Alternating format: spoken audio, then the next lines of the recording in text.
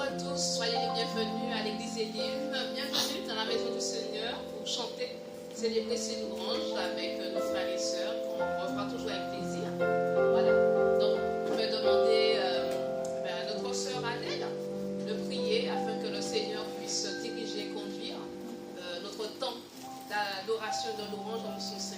Voilà.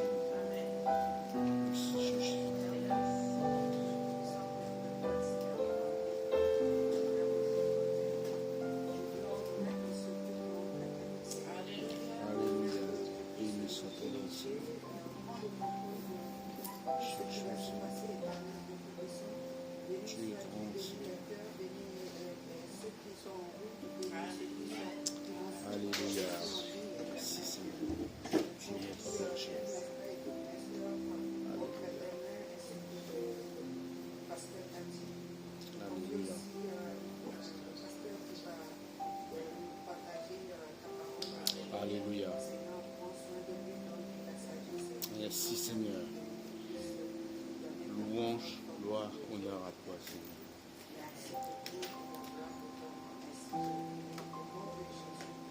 Amen, amen, amen. Nous allons chanter, célébrer notre Seigneur avec notre sœur Cathy, notre frère Sonia. Soyez bénis. Je vous invite à vous lever. C'est la fête de musique. Tout louange et la fête et adoration, c'est pour notre Dieu. Seigneur, tu es très grand et c'est ici la journée de l'éternel appel. Soyez dans l'allégresse et dans la joie. Éternel, accorde le salut.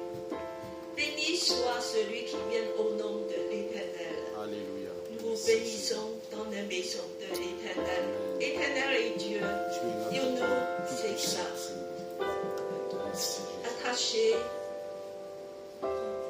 Attache les branchages au cortège de fête jusqu'au cône de l'autel. Tu es mon Dieu et je te célébrerai. Mon Dieu, je t'exalterai. Ce matin, nous voulons lever nos mains Amen. pour faire la fête. Merci Seigneur. Tout est bien fait Seigneur.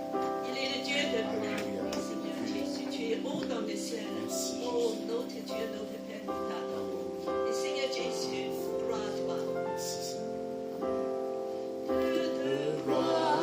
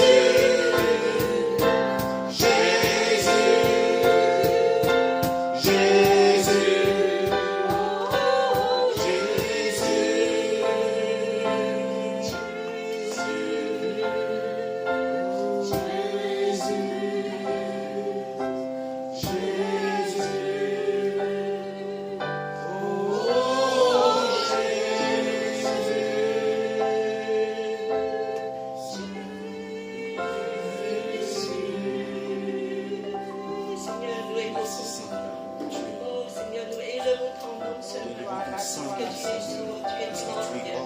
Tu es glorieux, Seigneur. Merci, Seigneur, pour toutes tes bénédictions, Seigneur. Tu es notre Dieu. Tu es majestueux, Seigneur. Merci. Aucun nom n'est comme toi. Tiens, Seigneur. Merci, Seigneur. Pour tous tes bienfaits, Seigneur. Alléluia. Alléluia. Alléluia. Roi des rois, Seigneur des seigneurs, Alpha, Omega, commencement et la fin, l'agneau de Dieu. Alléluia. Bien-aimé, exprime avec nos bouches, louer nos seigneurs, louer le Seigneur, tout ce qu'il a fait. Alléluia. Seigneur, nous élevons encore ton saint nom, Seigneur, parce que tu es glorieux. Aucun nom n'est comme le tien, Seigneur. Tu es Jésus, notre Sauveur. Tu es majestueux, Seigneur. Et tu règnes dans nos vies, Seigneur. Sois le maître. Et que tu puisses prendre le contrôle de chacun d'entre nous. Nous sommes soumis à toi, Seigneur. Et nous voulons élever encore ton saint nom, Seigneur Jésus. Alléluia. Merci, Jésus. Amen. Louez le Seigneur et louez son nom. Alléluia.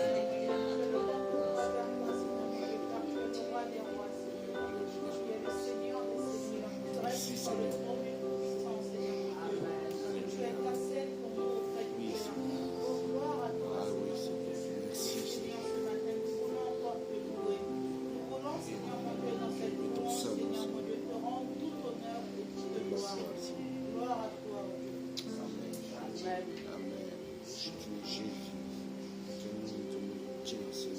Gloire et honneur à l'agneau assis sur le trône. Béni sois-tu, Seigneur, pour ta fidélité, ton amour à mon égard, Seigneur. Je suis reconnaissante, Seigneur, pour tant de grâce, tant de bénédictions. Sois glorifié, béni, Seigneur, pour ton saint nom. Alléluia. Gloire à toi, Jésus. Amen. Amen. Merci, Seigneur. Tu es notre berger.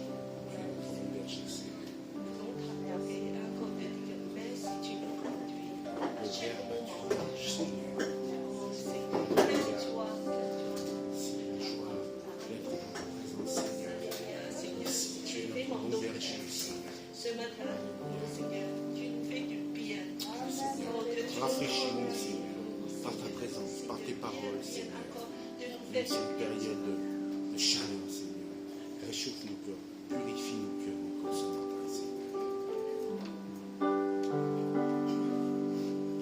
Éternel est mon berger, je ne manquerai de rien. Il me fait reposer dans de verts pâturages. Éternel est mon berger, je ne manquerai de rien. Il me conduit, il restaure mon âme. Éternel est mon berger, je ne manquerai de rien. Il me fait reposer dans de verts pâturages. Éternel est mon berger, je ne manquerai de rien. Il me conduit, il restaure.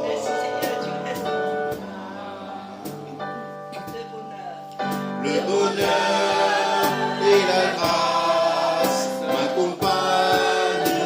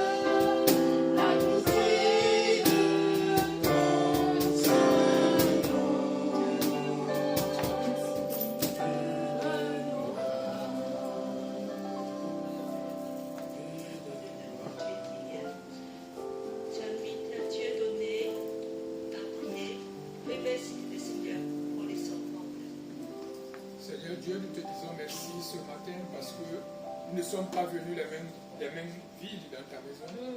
Nous avons amené que ce que toi-même tu nous donnes. Amen. Bénis les offrandes qui ont été présentées à toi ce matin. Bénis les mains qui l'ont procuré. Et fais en sorte que les sources de provenance ne tarissent jamais, mais qu'ils soient toujours prospères. Père, nous te bénissons. C'est au nom puissant de Jésus que nous t'avons ainsi prié. Amen. Amen. Amen.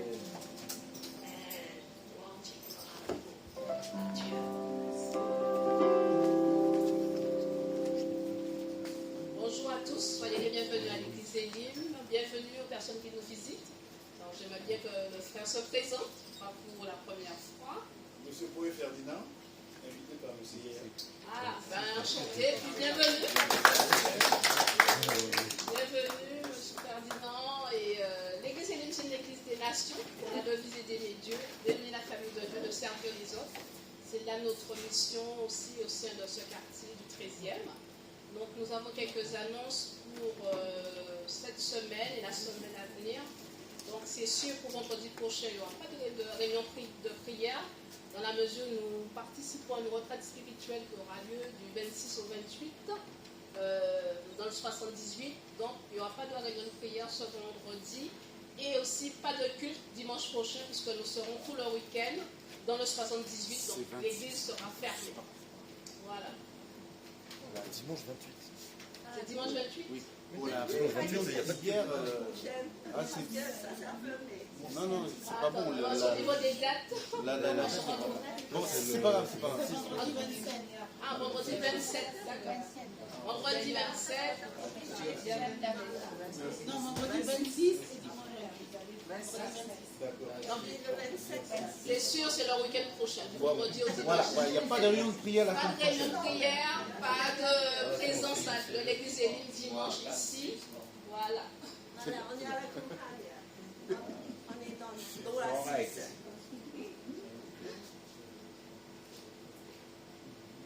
Voilà la suite. Donc, c'est la présentation du week-end, de repas spirituel qui aura lieu à Rosay dans le 78. Donc, bon, si vous souhaitez participer encore jusqu'à ce dimanche midi, ensuite on va clôturer aussi parce que il y a toute une organisation derrière. Donc, merci si vous voulez encore vous inscrire. Vous pouvez le faire jusqu'à ce midi. Il y a encore des gens qui veulent nous rejoindre et vraiment bienvenue. La suite, voilà, ça c'est les tarifs, mais tout est négociable. Et grâce dans le Seigneur. Donc, Amen. on peut voir avec Gladys. Après,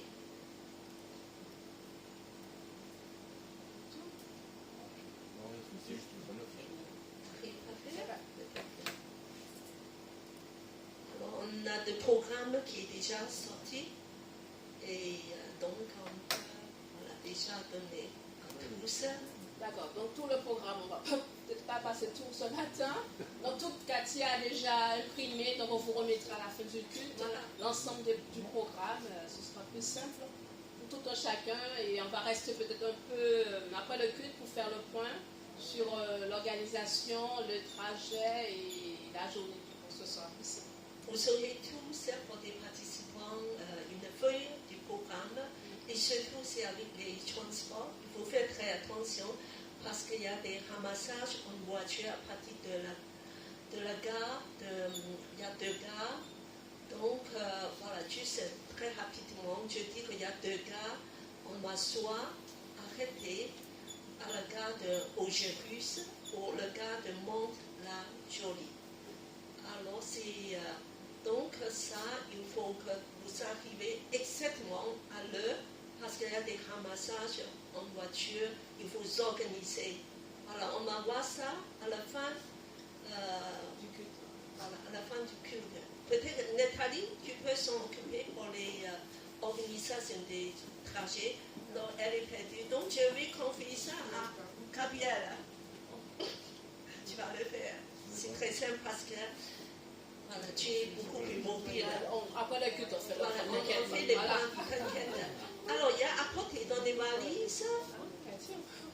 Oui, voilà, on a fait il y a des couchages à porter aussi. On a fait les plans après. C'est une organisation qui voilà, faut du temps et c'est tout. Ok. Alors spécialement aujourd'hui, c'est aussi la fête de la musique, c'est sûr. Mais on veut penser aussi aux pères de l'Église. Donc je vais demander à tous ceux qui sont pères de se présenter devant. Et les futurs pères aussi, vous êtes aussi l'avenir à venir. On pense, voilà. Et oui, vous êtes aussi l'avenir. Nous, on va partir un jour, Nicolas, un jour tu seras père. Hein? Alors père physiologique, père spirituel, venez devant. On va vous donner la bénédiction au nom du Seigneur Jésus. Nicolas, tu es appelé à être père aussi. Gabriel, Voilà, Yaya, ok. Et aussi spirituel, tu peux l'être. Allez, venez. Alors, je vais vous laisser la place. Je vais demander à notre soeur Cathy, le pasteur Cathy, de prier pour nos frères. Une prière de bénédiction.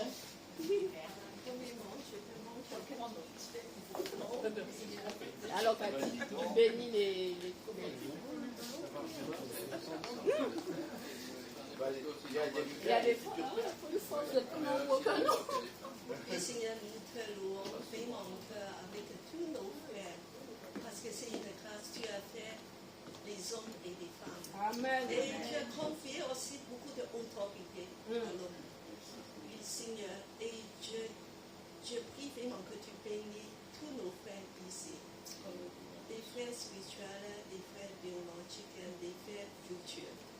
Et Seigneur, que nous puissions être remplis de ta bénédiction, que la grâce, la lumière de ta face se tourne vers eux. Pour que nous puissions s'élever pour toi, de devenir une génération des hommes, des colonnes, des soldats de Dieu. Amen. Et Seigneur, pour que nous puissions être des leaders, nous puissions rester en bon sens et nous puissions être remplis de courage, de fermeté, de l'amour et de Saint-Esprit pour toi. Seigneur, nous te louons que tu les bénis tous et que tu puisses porter beaucoup de fruits pour toi. Dans le nom de Jésus. Amen. Amen.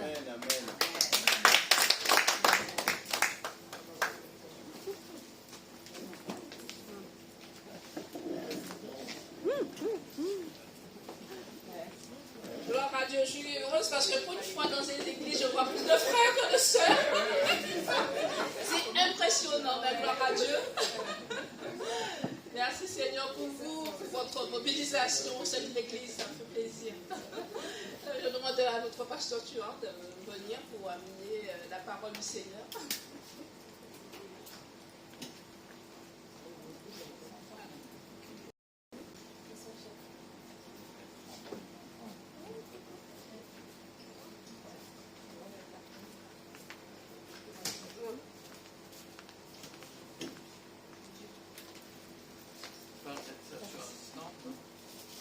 Comment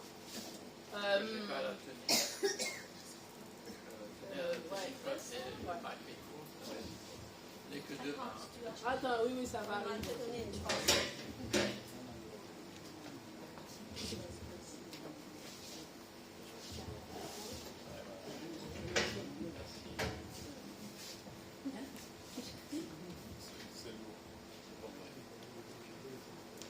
Bonjour à tous et à toutes. Alors, c'est à cause de la retraite que vous m'avez aujourd'hui, parce que je devais venir la semaine prochaine. Et heureusement, j'ai pu venir. Voilà. Mais bon, il y a quelqu'un qui ne voulait pas que je vienne, hein, j'ai l'impression, parce que ça a été un peu un combat. Hier, j'ai cassé mes lunettes. Alors, bon, c'est rien, mais en plus, mon père de rechange était aussi cassé. Et donc, je me suis dit, voilà, comment je vais lire et tout ça. Hein. Attendez, là, c'est totalement parti. Voilà. Et nous avons filé après le repas de midi chez l'opticien, que je suis connu, et il m'a trouvé des montures tout de suite, même pas cher, enfin 30 euros. Donc ils ont pu mettre les verres dans ces montures. C'est vraiment un sauvetage, un dépannage qui va tenir un petit peu. Quoi. Voilà. Donc je suis conscient de la grâce de notre berger, que le Seigneur intervient, parce que là j'étais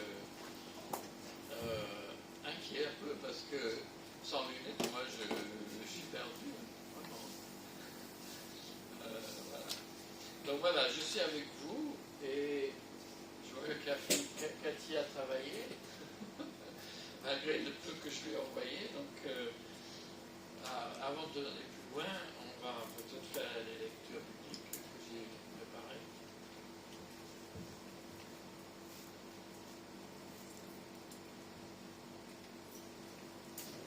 Est-ce qu'il y aura des volontaires dans la salle?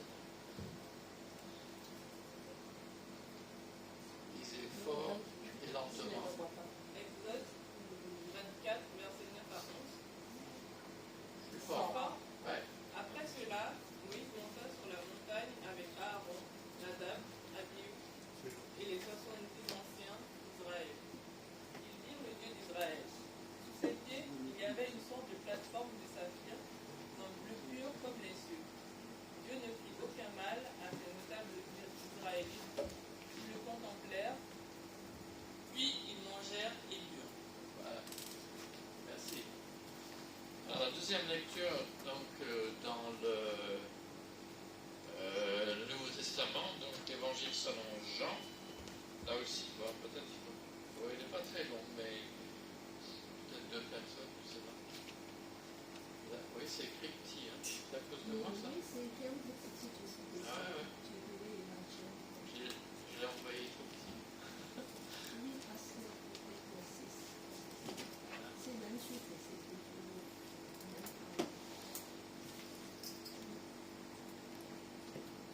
6 jours avant la Pâque, Jésus vint à Béthanie, où était Lazare qu'il avait réveillé d'entre les morts. Là, en donnant un dîner pour lui, Marthe servait, et Lazare était l'un de ceux qui étaient à table avec lui. Marie, donc, prit un livre d'un parfum de nard. Merci. Je suis censée connaître par cœur, c'est ça? Un petit souci technique. Je continue alors, comme ça, moi, ça revient, parce que je l'ai devant moi. C'est bon. Ah, c'est bon. Marie donc prit un livre d'un parfum de nard pur de grand prix, en répandit sur les pieds de Jésus et lui essuya les pieds avec ses cheveux. La maison fut remplie de l'odeur du parfum. Un de ses disciples, Judas Iscariote, celui qui allait le livrer, dit alors: Pourquoi n'a-t-on pas vendu ce parfum 300 deniers pour les donner aux pauvres? Il disait cela non parce qu'il avait le souci des pauvres, mais parce qu'il était voleur. Voilà. Change les voleurs en valeur. C'est la grâce. C'est sûr. Il a de la valeur aux yeux de Dieu. Il était voleur et que tenant la bourse, il prenait ce qu'on y mettait. Mais Jésus dit: Laisse-la garder cela pour le jour de mon envelissement. Les pauvres n'ensevelissent. C'est ça? Les jours de mon ensevelissement. Les pauvres, en effet, vous les avez toujours avec vous. Mais moi, vous ne m'avez pas pour toujours. Merci. Alors, la troisième lecture, dans la lettre de Paul aux Corinthiens, chapitre 11. Un autre volontaire. Merci. Super. En passant aux remarques qui suivent, je ne vous féliciterai pas, car vos réunions vous font plus de mal que de bien. Tout d'abord, on m'a dit que lorsque vous vous réunissez en assemblée, il y a parmi vous des groupes rivaux, et je les crois en partie. Il faut bien qu'il y ait des divisions parmi vous pour que l'on reconnaisse ceux d'entre vous qui sont vraiment fidèles. Quant à vous, vous vous réunissez, ce n'est pas le repas du Seigneur que vous prenez. En effet, dès que vous êtes à table, chacun s'est hâte de prendre son propre repas, de sorte que certains ont faim tandis que d'autres s'enivrent. N'avez-vous pas, vos maisons pour y manger et y boire? Ou bien méprisez-vous l'église de Dieu et voulez-vous humilier ceux qui n'ont rien? Qu'attendez-vous que je vous dise? Faut-il que je vous félicite? Non, je ne vous féliciterai vraiment pas à ce sujet. Merci beaucoup, aussi bien lu là. Très bien. Est-ce que vous avez vu un point commun entre les trois lectures? Le repas. Voilà. C'est bien. Prions. Seigneur, nous sommes des êtres imparfaits et nous voulons nous présenter devant toi ce matin. Tu nous connais par notre nom et tu connais notre état de santé, notre humeur, notre relation avec toi.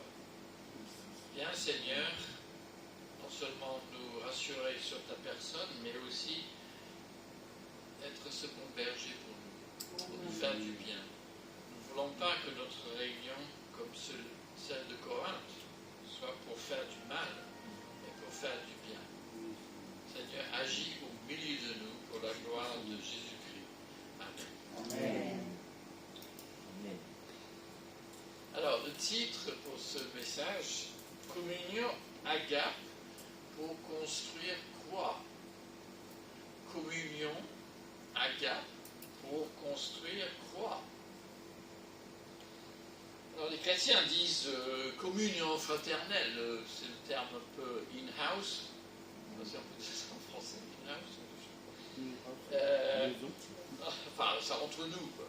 C'est le terme de maison, entre frères et sœurs, on parle de communion fraternelle. Et, tandis que les médias vont parler de communion tout court. Hein. Donc, lors des foules, pendant les matchs, on parlera facilement de communion. Alors, l'année dernière, j'avais déjà abordé ce sujet avec vous. Donc, je me suis dit, il faut que je trouve un autre angle. J'avais défini communion comme étant être solidaire. Et ça, c'est peut-être surprenant, parce que nous, on ne voit pas toujours cet aspect-là. Et être solidaire par la générosité, par l'hospitalité et par les visites. Ce sont des sujets que j'avais pris donc l'année dernière à ce... Et donc, la communion, ce n'est pas vraiment une fusion sur le plan émotionnel. Et parfois, notre louange peut sembler vouloir conduire à cela, mais c'est vraiment en dessous de ce que Dieu veut. Alors, ce matin, je prends un angle un peu différent, donc les repas. Alors, l'Église primitive nous laisse donc un texte clé que vous connaissez, je pense, mais on va le dire, c'est juste un verset. Tous s'appliquaient fidèlement à écouter l'enseignement que donnent les apôtres, à vivre dans la communion fraternelle, à partager ensemble le pain et à partager aux prières, à participer aux prières. Oui, je n'arrive pas à lire mon texte très bien. J'ai des problèmes techniques là ce matin. Alors, ce qui est important dans ce verset, c'est à la fois le verbe, s'appliquer fidèlement, où ils étaient assidus. Ça veut dire régulier. Ça ne veut pas dire qu'ils venaient quand ils avaient envie. Ça veut dire qu'ils venaient semaine après semaine, enfin jour après jour, dans ce cas précis. Ils étaient réguliers, ils étaient constants. On pouvait compter sur eux. Ils ne disaient pas, ah ben je viens, puis ils ne venaient pas. Non. Et c'est cette qualité-là qu'il faut trouver, qui demande de notre part, de l'organisation, de la persévérance. Ce n'est pas toujours évident, je vous l'accorde. Alors vous avez dans ce verset les 4, on pourrait dire, colonnes, si vous voulez, de la vie spirituelle. Vous avez donc l'enseignement des apôtres, vous avez la communion fraternelle, vous vous avez le partage du pain, c'est-à-dire la scène, et la participation aux prières. C'est ce qu'on appelle en théologie les moyens de grâce. Ce sont 4 moyens que le Seigneur a pourvus pour construire son Église, pour nous aider, chacun individuellement, mais tous ensemble, à avancer.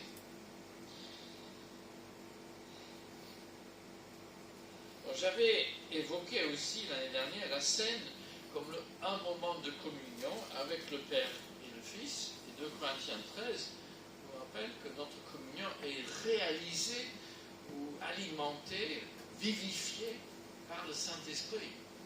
Hein? Sinon, c'est un peu formel. Je veux dire, ça peut manquer on peut l'affirmer, mais ce n'est pas la réalité. C'est le Saint-Esprit qui va faire en sorte que ce soit la réalité dans notre culte et dans notre vie d'Église. Donc, le thème que je prends, donc, c'est les repas, donc communion agape pour construire croix. Alors, les repas, donc il y en a. Alors, je vais vous rappeler ce qu'il y avait dans les différentes lectures. Hein. La première lecture, assez surprenante. Moïse et les notables d'Israël ont eu une vision de Dieu. Ils étaient devant Dieu même. Et c'est pour cela que le texte précise que Dieu ne leur fait aucun mal. Et pourquoi il leur ferait du mal? Mais c'est parce que la Bible dit clairement qu'on ne peut pas voir Dieu et vivre. Et donc, le fait d'avoir cette vision, relisez le passage, mais c'est dit clairement, ils virent, dans la traduction que j'en ai eue, ils virent l'Éternel, ils virent Dieu. Mais ce qui est surprenant, et c'est pour ça que je l'ai choisi, c'est qu'ils contemplent le Seigneur, et puis, entre eux, devant Dieu, ils mangent et ils boivent. Donc le repas est là vraiment un signe de cette communion avec Dieu et de communion entre les notables avec Moïse. Et c'est ce qu'on va voir dans la Bible, que le repas, dans la culture juive, elle a une très grande importance.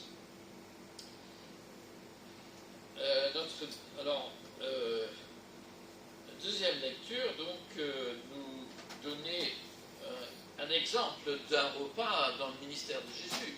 Si vous y pensez, il y a beaucoup de repas dans le ministère de Jésus. Alors j'en ai pris celui-là. Vous avez dit, mais pourquoi il a pris celui-là? Bon, parce qu'il y avait un petit peu de parfum. J'ai dit, ça va mettre le parfum dans l'air. Donc, il y a le parfum versé sur Jésus. Et merci à Denis parce qu'il m'a aidé à trouver le bon mot. Et la réaction grincheuse de Judas. Ah oui. Alors, c'est pour dire, vous voyez, que ce n'est pas le fait d'être à table en soi qui suffit pour que la communion, que tout baigne dans. Parce que Judas, il n'est vraiment pas de la fête. Hein. Oh, on aurait dû donner ce fric pour les pauvres. Hein. Mais le texte dit clairement qu'il n'était pas sincère. Il ne se souciait pas des pauvres. En tout temps, c'est Judas, d'après l'Évangile, qui avait les courants de la bourse. Hein. Et bien, lui, il mettait la main dedans. Hein. Et donc, on va se rappeler, donc, certes, il avait la valeur aux yeux de Dieu, parce qu'il était créé par le Seigneur, il était voleur. Et donc, ce qu'il a dit, vous voyez, ça cache. C'était pas qu'il se souciait des pauvres, c'est que lui, il allait piquer. C'est pour dire qu'il peut avoir des mauvaises conversations à table pendant le repas. Vous voyez. Et troisième exemple, on va regarder plus près, parce que là aussi, c'est un repas à problème dans l'église de Corinthe. Alors, peut-être on pourrait aussi se rappeler, si besoin est, que le repas est hyper important aussi dans la culture dans une certaine culture française.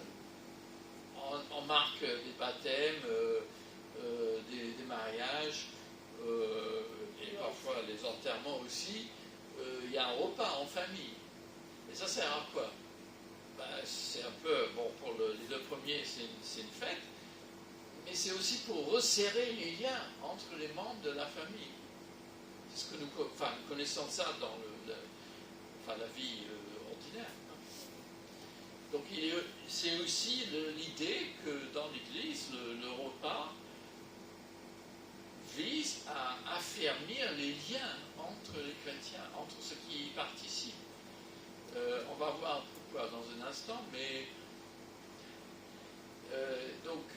même le modèle de société que nous héritons en France nous fait comprendre l'importance du repas et le pourquoi du repas, qui il sert vraiment à constituer la communauté. Alors, il y a aussi en France les banquets républicains. Vous voyez, ce n'est pas seulement au niveau familial. Le repas a aussi une fonction civique, politique, on pourrait dire. Mais aussi le repas dans la Bible.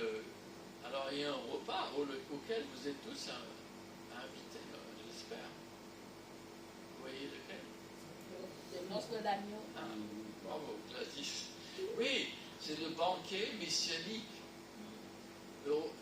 La communion avec Dieu, vous voyez, dans la joie, est représentée sous la métaphore d'un banquet, d'un grand repas. Donc, tous les repas humains peuvent nous faire penser à cette espérance chrétienne des noces de l'agneau, de ce banquet messianique où Dieu accomplira pleinement ses promesses. Mais nous allons voir, alors, et entre-temps, parce qu'on n'est pas encore là, entre-temps, nous avons la scène et nous avons les agapes, les repas fraternels. Donc, je voudrais voir d'abord la scène, parce que, en fait, je vais aborder le troisième passage, donc, des agapes. J'avais prêché sur ce passage-là. J'ai jamais entendu une prédication dessus non plus. Alors mes notes sont un petit peu succinctes, donc il faut que je me concentre. Alors, donc la scène, c'est un repas de communion avec qui? Alors, là encore, notre ami Judas, il était présent au début de la scène. Oui. Oui, parce qu'il était parmi les 12. Mais la question que je veux travailler un petit peu. Allez, ça ne sera pas plus mal. On va voir. Est-ce que, à vos yeux, le repas de la dernière scène, c'est-à-dire le repas que Jésus a pris avec le 12, je ne dis pas le jeudi parce que la chronologie, il y en a plusieurs, quel rapport pour vous a ce repas avec la Pâque, le repas Pâque juif? Qu'est-ce qu'il y a en commun entre les deux? Alors vous pouvez dire rien, vous pouvez dire je ne sais pas, ou voilà. Alors, est-ce qu'il y a quelqu'un qui a une petite idée? Peut-être pas une question que vous avez déjà pu poser. Donc, On parle le pain sans le vin. Le pain et le vin, oui, c'est déjà important, oui. Le pain sans le vin. Ah, sans le vin, pardon, j'ai mal entendu, oui. Oui, il y avait du pain sans le vin, oui. Donc fermenté, alors on va peut-être dire comme ça. Oui, pas fermenté, oui. Ouais. Est-ce qu'il y avait d'autres? Oui. Ah, je vois une main. Oui, allez-y. Commémoration, souvenir. Oui, le repas est une commémoration de souvenir. Oui, ça c'est important. Oui, les deux. Oui, très bien. On peut préciser ça un peu plus, mais c'est très bien, oui. Quelqu'un d'autre? C'était le repas que se faisait, ça rappelle la sortie d'Égypte, la sortie de l'esclavage. Voilà. Donc ça c'est le repas de la Pâque, enfin de la Pâque juive, oui. Donc c'est là la commémoration, oui. Bon. Et c'est pas seulement commémoration, hein. C'est aussi actualisation. Mais bon, Est-ce que quelqu'un sait encore ce qu'il mangeait à ce repas? Il y a encore deux choses au moins qui n'ont pas été mentionnées. L'agneau, oui. Les herbes amères.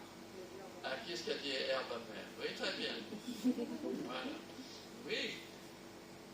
Alors, bon, les spécialistes, on chipote un peu de savoir si la scène était un vrai repas de la Pâque, était un Pâque juif, quoi. Dans un sens, ça n'a pas... Enfin, ce qu'on peut dire que ce n'est pas identique, voilà. Ce n'est pas identique parce que le texte ne parle pas des herbes amères, ne parle pas de l'agneau. Mais ça ne veut pas dire qu'ils étaient présents. Jésus a dit avant, je désirais manger cette Pâque avec vous. Mais on ne sait pas vraiment au point de vue chronologie, parce que d'entre les différents évangiles, enfin, c'est pas le sujet. La conclusion que moi je vous présente, c'est plutôt que le repas n'est pas identique. Voilà. Ce n'est pas identique. Mais il y a quand même des détails qui sont importants pour comprendre la scène que nous comprenons à la lumière de la Pâque juive. Premièrement, donc le pain était donc fermenté, donc fait sans le vin, et il y avait 4 coupes de vin. Et il y avait aussi vers le début du repas un morceau de pain, donc trempé probablement dans les herbes amères. Et si je crois que dans l'évangile de Jean, Jésus dit qu'il va être trahi. Et il trempe le pain, un morceau de pain, enfin c'est pas précisé les herbes, mais c'est probablement ça. Et il dit, je vais le donner à celui qui va me livrer. Et il le donne à Judas. Donc là, il y a la ressemblance. Mais c'est aussi ce que nous on oublie, c'est que donc la scène a eu lieu, le pain et le vin que nous prenons, au cours de ce repas, vous voyez. C'est comme si, c'est pas tout à fait ça, mais c'est comme si on prenait le pain de la scène après l'entrée et le coupe de vin après le dessert, vous voyez. C'était au cours de ce repas. L'Écriture le précise. Au cours du repas, Jésus prit du pain. Et c'est un détail que nous passons vite au-dessus. Alors, qu'est-ce qu'on peut dire d'autre sur la Pâque juive? Si. La Pâque juive était non seulement une commémoration de la sortie d'Égypte, elle était aussi, alors le Pâque juif, ça, bon, on ne peut pas le détailler maintenant, mais on disait, chacun doit prendre ce repas comme s'il y était, et que si lui-même est sorti d'Égypte. Donc ça supposait qu'il se plaçait directement dans cette relation personnelle, où Dieu l'a racheté lui-même. Donc ce qui, évidemment, parlons pour nous. Mais à l'époque de Jésus, la Pâque juive, et le repas en particulier, donc on mangeait l'agneau qui a été sacrifié au temple. Alors il y a tout un débat si Jésus a pu avoir un agneau du temple, parce qu'il était peut-être considéré comme apostat, qu'il ne pouvait pas l'avoir. Et c'est pour ça, quand il envoie les disciples préparer la pièce, c'est peut-être eux qui sont allés avoir l'agneau du temple, parce qu'il fallait l'acheter au prêtre.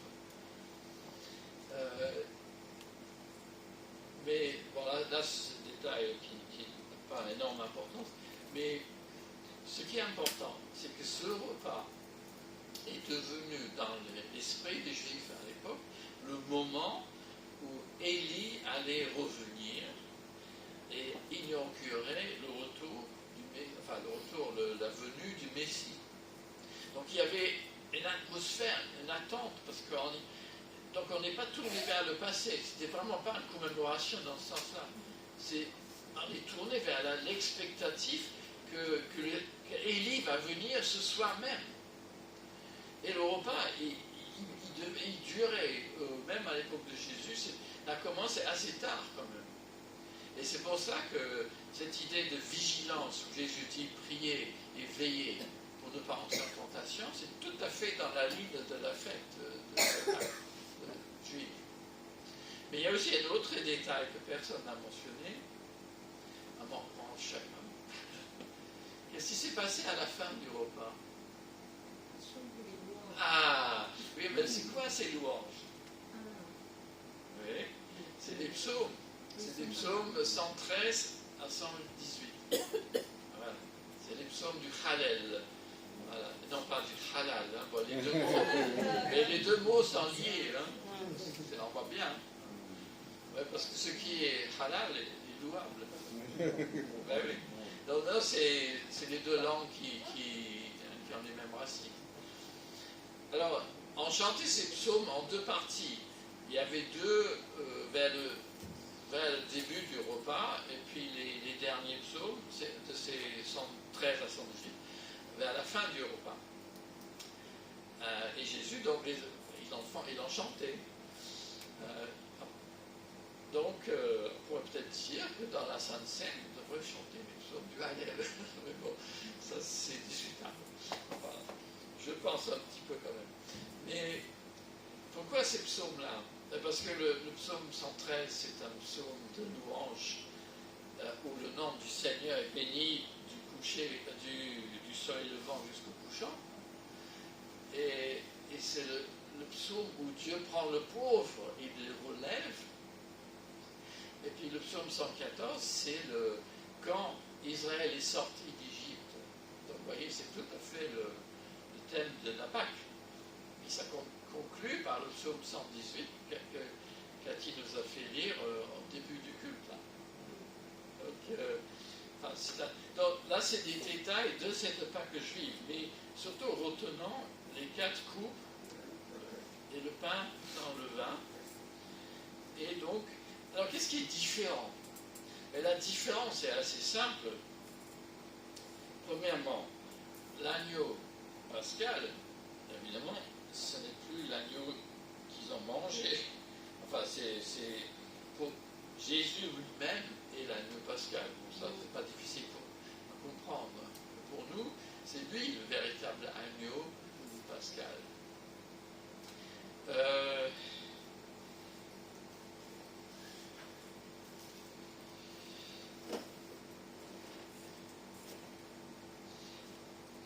Donc le pain et le vin, et puis il y avait quelque chose dans les psaumes, c'est mentionné.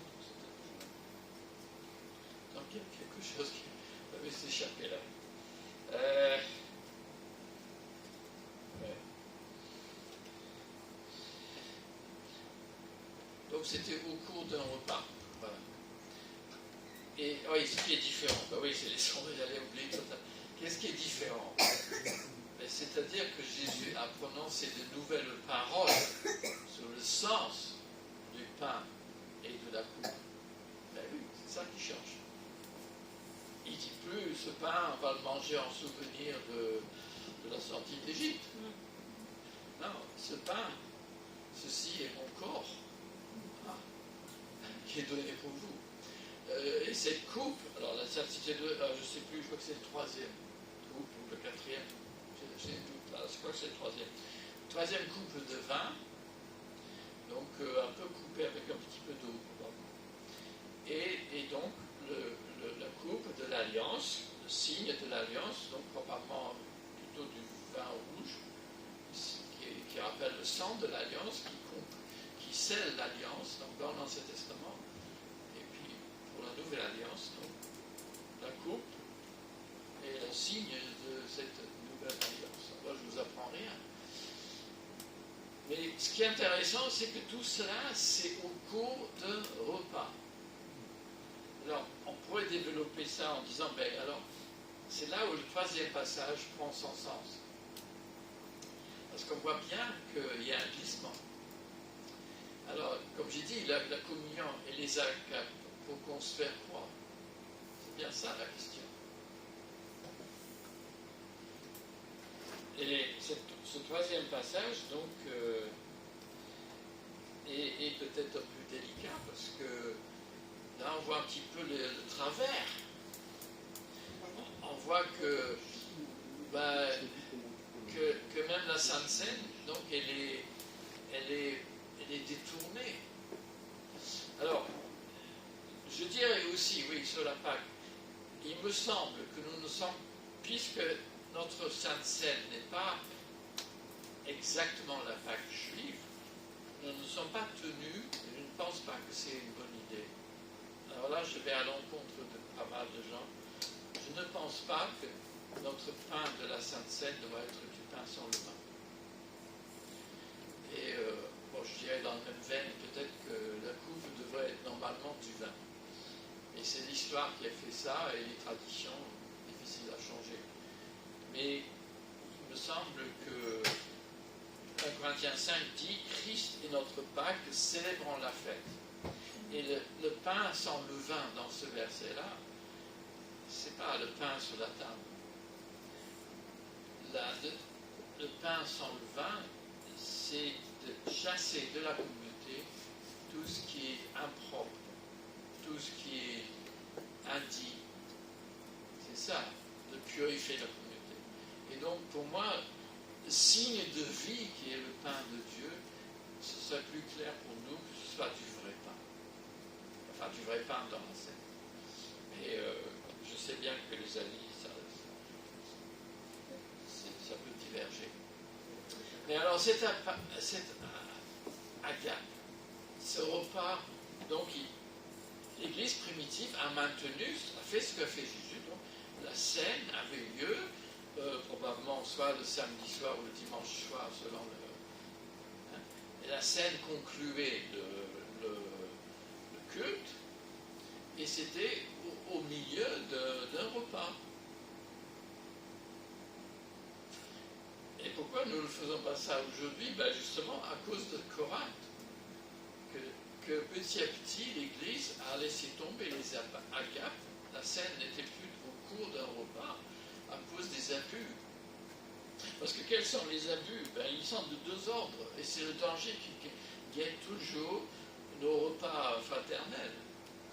Le repas, c'est qu'on arrive au repas et on s'intéresse qu'à soi-même et à bien manger et à bien boire. Et bien dans le cas de Corinthe, c'était la scène. C'est encore plus grave. Je veux dire, les gens s'enivraient et puis les gens, pour dire ça poliment, se goinfraient. Et donc, on peut comprendre qu'on a petit à petit laissé l'idée de agape tomber. Mais ce qui est intéressant, c'est que cette idée d'agape était hyper importante. Et c'est ça que je voudrais insister là-dessus ce matin. Parce que le repas n'est pas seulement pour faire meilleure connaissance. Le repas, et on le voit bien dans ce que dit Paul, il est là, on pourrait dire, pour promouvoir la solidarité, l'unité, mais et aussi la fraternité. On peut le dire négativement, pour ne pas humilier ceux qui sont précaires sur le plan financier.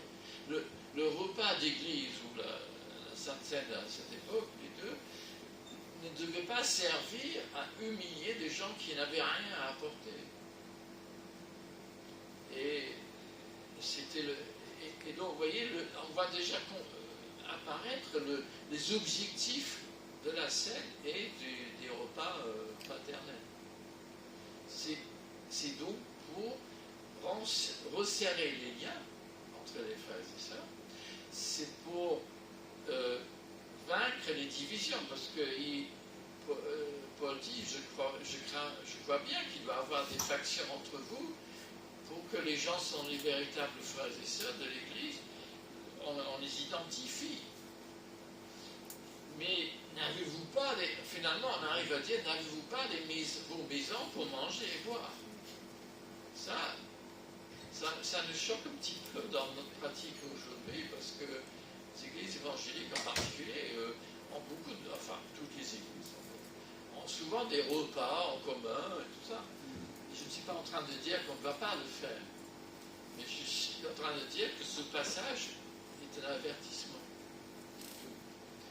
Alors, il y a les dangers. Bon, on pourrait dire que le repas devient mondain. Hein. Moi, j'étais dans une communauté une fois. J'avoue que là, j'ai bien vu pour une fois vraiment comme le repas était dévié. Je voyais les groupes d'hommes se retirer à la fin du repas et boire du whisky. Oui, mais vous imaginez où ça allait où après, quoi. J'ai dit, ça va pas ça, moi je ne m'associe pas à ça. Hein. Mais, ça c'est, tout le monde rit parce que c'est tellement gros. Mais, quelqu'un m'a envoyé une chanson hier sur YouTube, c'est une chanson africaine, mais j'ai écouté ça, je me suis dit, ah oui c'est pas mal. C'était pas un repas, mais ça aurait pu l'être. C'est ça mon propos. C'était quelqu'un, la chanson disait, ah ouais, tu critiques la fille parce qu'elle a une robe trop serrée, mais toi, dans ton cœur, ou dans ton téléphone, voilà. Eh oui, oui. Eh bien oui, c'est... Ne faisons pas semblant d'être des innocents. Nous sommes des adultes. Mais le repas fraternel ne doit pas être l'occasion de nourrir les critiques et les analyses négatives sur le frère ou la sœur devant nous. Et je suis moi-même, je me suis dit, il est facile de critiquer. Il est facile, mais qu'est-ce qu'il a dit Jésus? Toi, tu pointes le doigt à l'autre, tu dis, mais celle-là, ça exagère. Et toi, où tu es, mais tu sais ce qu'on dit, tu pointes le doigt vers quelqu'un, mais il y en a 4 qui pointent vers vous. Hein. Oui, mais nos églises ne sont pas à l'abri de ce genre de dérapage. Parce que c'est même pas un dérapage, c'est humain, c'est notre nature humaine. Eh bien, on ne va pas laisser cours à cela. Et c'est pour cela que l'apôtre insiste beaucoup sur les paroles. Bon, le danger pour nous, c'est de « Ah oui, on est tous gentils ensemble, c'est super. Ah oui, le bonheur, la grâce, la compagnon. » Et au fond de nous, on dit « Quand est-ce que ça va arrêter ?» Non, mais je veux dire, ne soyons pas hypocrites. N'oublions pas que nous avons les pieds sur terre et que aujourd'hui on a besoin de boire de l'eau et qu'on a chaud et que vous êtes fatigué. Je voulais te dire au début que vous avez le droit de s'endormir aujourd'hui. Parce que, non mais combien d'entre nous ont bien dormi? Avec la chaleur, on ne dort pas bien. Hein? Oui. On est fatigué. Voilà, on est fatigué, exactement. Et donc, écoutez un gars qui parle un peu trop longtemps. Je ne sais pas encore dépasser l'heure, Denis. À 30. Non, c'est bon. Il est 11h30 déjà. Il y a 40. Ah, et tu devais dire quoi? Concluez. Voilà. Concluez maintenant. C'est l'heure de s'arrêter maintenant. Bon. Merci, madame. Pasteur, vous avez dépassé le... Non, vous avez encore 15 minutes. Vous avez encore 15 minutes. Je sais, mais je vais essayer de... Mais comme je disais, j'ai improvisé beaucoup. C'était prévu. Concluez, Alors, monsieur le ministre. Oui. Donc, l'agape, quand on fait des repas fraternels, peut-être, juste pour conclure, c'est plus que pour faire meilleure connaissance. C'est aussi un soutien mutuel à ceux qui n'ont peut-être pas des grands moyens pour faire un repas, pour inviter. Et vous avez votre façon de l'organiser, moi je ne le connais pas, donc je ne sais pas, mais il faut qu'un repas puisse être le lieu où on peut contribuer, chacun selon ses possibilités. Il faut trouver des moyens que ce ne soit pas gênant. Mais alors un peu plus loin que cela. Le repas, c'est aussi, enfin, tout ce que Paul dit qu'il faut faire dans l'Église, c'est pour construire l'Église. Parce que ça veut dire construire l'Église, parce que, bon, nous, je n'ai pas dit le mot édifier, ce qui est le mot qu'on connaît le mieux, mais édifier, on dit, ah oui, c'est beau, c'est super, c'est édifiant. Mais c'est pas ça édifiant. Édifiant, c'est que ce qu'on fait construire l'Église. Ça veut dire aider chacun à jouer son rôle. Aider chacun à jouer, à trouver sa place. Aider les gens à prendre conscience que l'Église, c'est un corps. Et que l'Église n'est pas seulement cette salle où nous sommes, mais que l'Église est aussi d'autres communautés dans le 13e.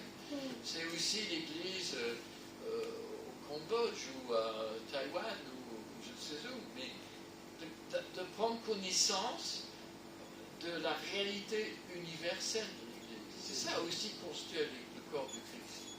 Et donc, peut-être dans nos repas fraternels, vous l'avez fait, je crois, 2 fois, j'ai vu ça. Et il faut aussi penser à 2 choses. Cette construction de l'Église universelle, ça peut être des informations sur quelqu'un que vous suivez quelque part, hein, ou quelqu'un qui est en voyage, qui vous envoie des nouvelles, ou ça peut être un interview.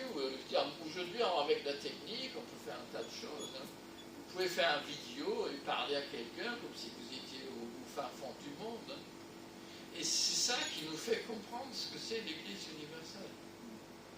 Mais l'Église locale aussi. Donc là, bon, j'avais quelques idées, mais je ne vais pas développer ça. Mais même dans l'Église locale, comme j'ai dit, bon, on dit que c'est pour faire connaissance. Oui, mais souvent, les repas, parce que c'est très français, ben on s'assoit à côté de quelqu'un et on cause avec ses voisins, mais l'ensemble du groupe n'est pas construit. Donc vous pouvez peut-être parfois intercaler un interview ou un témoignage. Ou quelqu'un, ça peut être des choses aussi banales, quelqu'un qui raconte ce que est son travail. Parce que la vie chrétienne, c'est pas seulement prier et lire la Bible ensemble. Mais c'est fortifier le corps du Christ, c'est aussi connaître l'autre dans toute sa réalité. Hein. Bon, évidemment, on n'est pas là pour tout dire, c'est pas ça, mais juste de connaître l'autre. Mais de connaître aussi dans le but que chacun contribue. Il peut avoir, pour ça vous le faites un peu, des ateliers, même des ateliers de décoration de table, enfin un tas de choses, mais très pratiques. Parce que c'est en faisant quelque chose ensemble aussi que ça resserre les liens et ça fortifie l'Église. Si c'est les mêmes qui balayent la salle et qui font le repas à chaque fois, et le reste, bon, on mange et puis c'est tout, ben, il y a quelque chose qui ne va pas. Hein. Et ça, c'est le danger aujourd'hui. Que c'est toujours une petite poignée qui fait tout, et bon, ça tient pour un moment, mais après un certain temps, ça ne tient plus. Ça peut être des choses comme vous avez fait pour le groupe de disciples, mais aussi faire un petit groupe de lire la Bible à haute voix, de faire un groupe de pratique, ou d'écrire des prières, ou chacun propose un chant. Ça, c'est plus spirituel, si vous voulez. Ce sont des activités qui renforcent notre communion fraternelle en Christ. Mais des activités humaines, comme ou même quelqu'un qui, ben, je ne sais pas, ça dépend de qui on a dans l'Église, mais il peut avoir un atelier d'électricité ou de faire des petites réparations, des choses comme ça. Faire des choses ensemble, ça construit un groupe. Et bien sûr, après, vous pouvez envisager faire l'évangélisation ou sortir ensemble, mais pour ça, il faut que les relations soient fortes, soient solides, et c'est souvent en faisant des choses. On va faire une séance de... Non, on ne va pas faire l'herbe en pied aujourd'hui, vous pouvez peut-être faire cirer les chaussures, peut-être. Voilà. Non, enfin, je vous livre quelques idées un peu farfelues. En tout cas, vous captez peut-être le sens de mon propos, c'est que là, la scène et les repas ont chacun à leur place dans la construction de la communauté. Et c'est important, aussi important que la louange ou la prédication. Et cet aspect horizontal de communion fraternelle et de s'abstenir des propos blessants, c'est un apprentissage. Parce que c'est d'apprendre à aimer l'autre et de voir dans l'autre quelque chose de positif et de bien. Mais pour faire cela, il faut se connaître. Et s'abstenir, donc, ne pas se considérer comme rival ou en concurrence. Et c'est de savoir, en fait, ça revient toujours à l'essentiel, c'est de savoir que le bon berger nous aime. Et le bon berger a fait de nous des enfants de Dieu. Nous ne sommes pas arrivés à terme de notre voyage, mais nous sommes en chemin et nous apprenons à nous frotter les uns aux autres dans la communauté. Que le Seigneur vous garde et vous bénisse et vous donne un très bon week-end de retraite. Merci. Amen.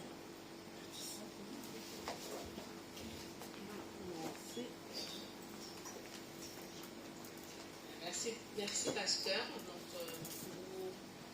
nous disons un bon dimanche, bonne semaine et que le Seigneur vous bénisse tout un chacun, son Église est libre. Merci, à bientôt, au revoir.